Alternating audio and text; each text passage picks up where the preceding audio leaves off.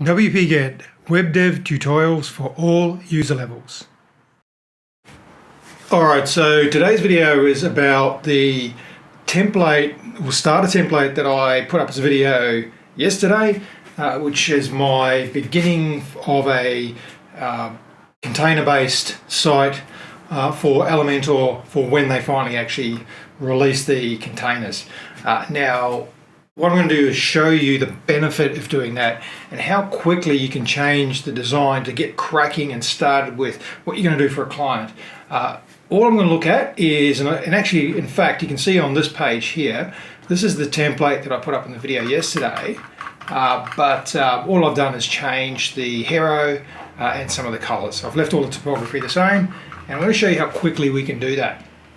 Now, I'm going to start with just editing this page. Eventually. Okay, so I've named my section, so I've got my hero section up here, and by the way, because we've got a transparent header sitting on top of that, we cannot select that top section from the UI. We've got to use the navigator over here. So hero section, and let's start by changing this background image. So I've got another image here. Now typically what I do is I create a desktop version of the image, which is in case 1920 by 1080, and then I create a mobile version of that as well, so we can place things a little better, and also it affects your performance on mobiles as well. In this case, I've got another image prepared here. I've only got the desktop size, so I'm just going to use that. And what we're going to do is make our site look more like this photo. So let's grab that image. There it is there. Now, I've also got an overlay sitting on top of that, which what we're going to do is, so we can pick colors from it, it's going to, instead of undoing this, I'm going to set the opacity of that down to 0, so I can't see the overlay. I'll then come back and bring that up and then work out if I want an overlay. If so, what am I going to do with that overlay? So basically all I've done to start with is just add that image in there. I'm going to update and refresh this page. Okay, so now I've got my background image, but all my colors are wrong. They do not fit with this image. So let's assume you're going to pick your colors that you work with from your main primary hero image. Let's start with that. So let's go and bring up our F12 Chrome tools. I've got mine sitting on the right so I can do this. And we're going to pick our colors here. So I'm going to pick one of these colors. So I'm going to just use my selector and pick the primary. And what we'll see on the right hand side, we'll see the color that's currently been selected for that. And maybe I want my primary to be this magenta sort of a color here. So I'm going to grab my color swatch there in Chrome, use my color picker. I'm going to go through and pick one of these magenta colors. So maybe I'll pick that one. There it is there, that'll do. So I'll grab that, copy that, and head over to our site settings. Our global colors, we're going to set that as our primary, and then we're also going to set that in our primary variation. And because we're going to have a predominantly dark background, what I want to do with my variation, I just want to lighten that up a little bit. So I'm just going to drag that across. Actually, if we just scroll down, we can see the colors there. So I can scroll that across and we can see that changing there. So maybe that's my primary variation there. All right, so let's head back over to our editor, and so we can see it change. What I'm going to do is select my secondary color, and there's the secondary there, and I think I'll use one of these greens for my secondary. So let's grab the swatch again, head over here and grab one of these greens. So maybe make it a nice bright, is that too much? Might be a bit too much. Doesn't matter, we can change these anyway. So I'm just going to grab that green, and I'm going to my secondary, and I'm going to make that my secondary, make it my secondary variation. And then I'm also going to, you can see that applying there, and then on my secondary variation I'm going to brighten that up as well. So here's my secondary, here's my variation on my secondary. If you're using on a light background, you might start with the primary, secondary, and then darken the variation. Okay, so head back over here, and we're going to now look at our accent. And on the accent, we're going to grab another color. So we've got a green and a purple. Maybe we'll use one of these reds. Is it far enough from the other? I'm not sure. Not really actually sure. Let's grab that anyway. So I'm going to grab that red, and I'm going to head back over to my editor, and I'm going to change my accent to be that red. And in my accent variation, I'm going to again lighten that up a little bit, maybe even to bring it in line with these, maybe there. So there's my colors done. I also have good grays, and I'm seeing at the moment I could probably darken this gray. So I'm using gray 5, I think, for the background there. I can probably darken that a little bit. Is that what I'm using? Oh, it is. So I'll darken that a little bit more.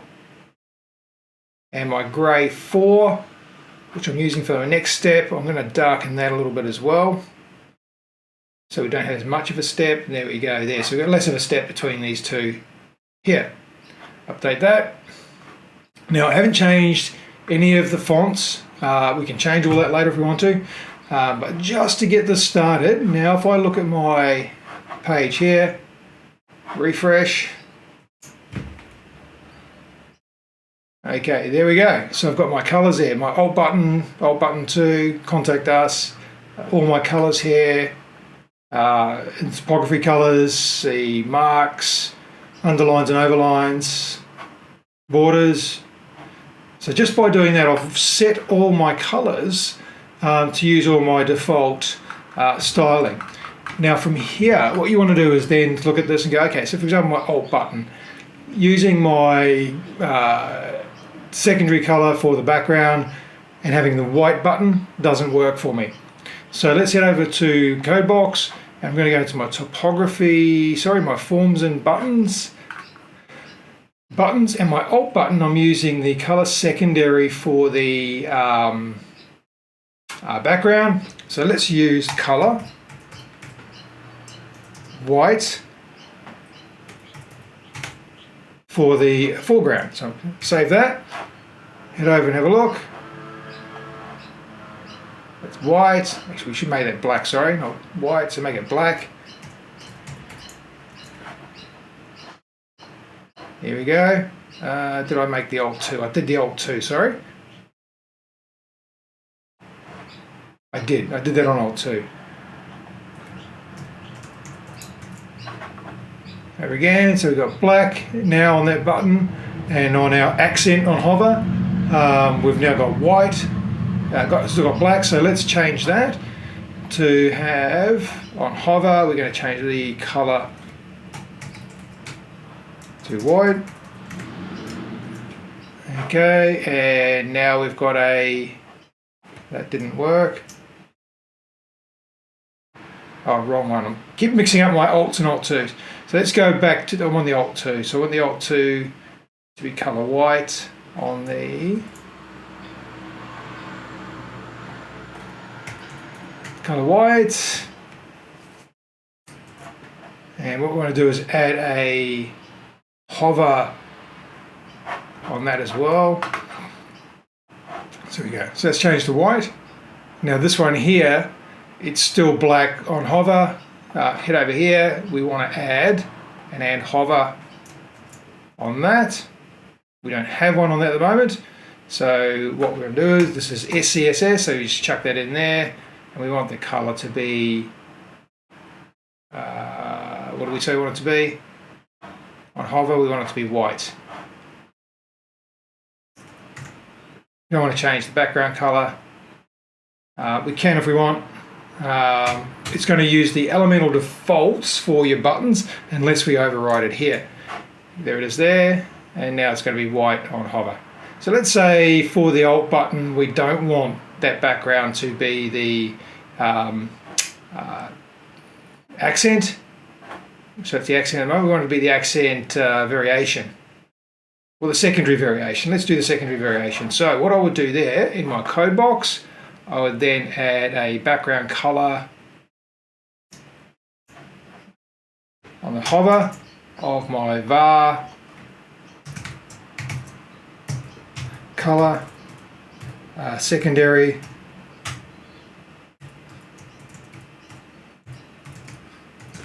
variation. All right, over here Now on hover, I've got my secondary variation. Now that doesn't work with the white, so let's change that back to black. Oops. Okay, so now we've got a black with the secondary variation on hover. So it's as simple as that. So Elementor doesn't have multiple button defaults. There's only one default. So we've created our Alt and Alt 2 buttons. All we've done here is we've changed the background image, picked some colors from the image, made those our primary, secondary, and accent, and created variations of each of those. Changed our grays a bit to fit with this design. Haven't touched the topography yet. We could look at one more thing we could look at is maybe enabling that background overlay again. So back to the hero and go to our background overlay and bring our opacity of that up. So I've got a darkening, I've got a gradient on this. So we might move that location on that bottom there down to there. So you can see it on the right hand side, you can see our gradient moving. Maybe move that location as well. So we've got nice and bright up the top, and then it darkens at the bottom. So let's see let's have a look at what it was. So that's what it currently is. If I save that, and now press the F5. So now we've got our gradient, which makes it darker at the bottom, sort of fades out in the center here, and it's still nice and bright at the top. So as simple as that. Now, I don't know about you, but I think we're on our way. The only other thing I might do is that on the other image, I put a slightly transparent black on the header because of the coloring. Let's go back and change that. So I'll go to my layout, SCSS, and for my sticky header, I'm going to make the background color transparent. Okay, and then maybe on the hover, I want maybe a little bit more transparency through that, maybe say 3.3. So I've got black with a 3.3 hex 3.3 transparency.